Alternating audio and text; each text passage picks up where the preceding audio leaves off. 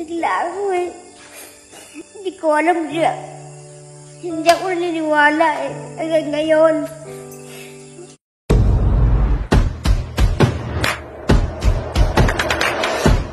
So, hi guys! Welcome back to my YouTube channel. So, ang video na to is ipapakita ko lang sa inyo yung naging reaction ni Mura.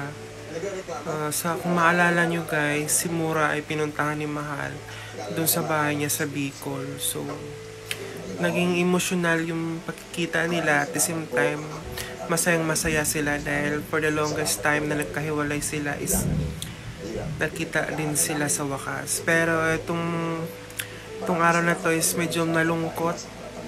Hindi na medyo, talagang malungkot sa part ni Mura kasi biglang na maalam nga si Mahal. So, maski ako is nagulat din dahil nga sa nabalitaan ko na pumanaw na nga si Mahal. So, may plano pa naman pala silang Mig sa si Mahal na kukunin nila si Mura by September.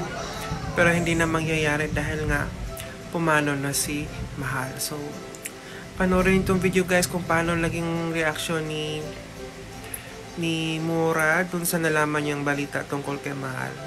So, let's watch this. Nabigla ako eh. Hindi ko alam siya. Hindi ako naniniwala eh. Hanggang ngayon. Hindi talaga ako naniniwala. Si Mahal patay na.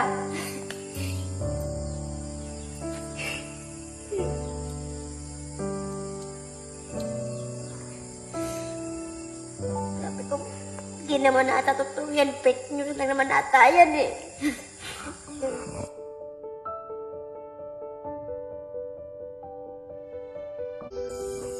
Sana makapunta ko sa ano niya, kung kaling hindi siya i-cremate na ano.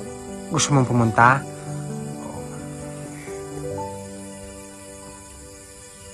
Bakit anong inaalangan mo? Kasi bawal. Oo. Hindi pa nga namin alam kung i-cremate or i-buburol. Maging kami. Naghahantay din kami ng nag-aabang-abang din kami. And kung ikaw ang tatanungin ko, anong gusto mo? Pumunta doon? Saan sa Maynila si Mahal? Tandang Sora. Tandang Sora. Alam mo yung bahay nila? Kalimutan ko na. Pag pumunta ka doon, may sasama sa'yo? Hindi ko alam. Sakit kasi. Nagal namin hindi nagkita. Tapos nagkita kami dito sa bahay ko. Ang isang araw lang. Nabukasan, umuwi na sila ulit. Sabi pa nga nun, September, babalikan nila ako para kunin daw nila ako ron. Oo. Sabi ko naman, oo. Tapos binigyan pa nga nila ako ng pambiling baboy. Alam mo, habang pinapanood ko yung vlog ninyo nila Mahal, tuwang-tuwa ako sa inyo.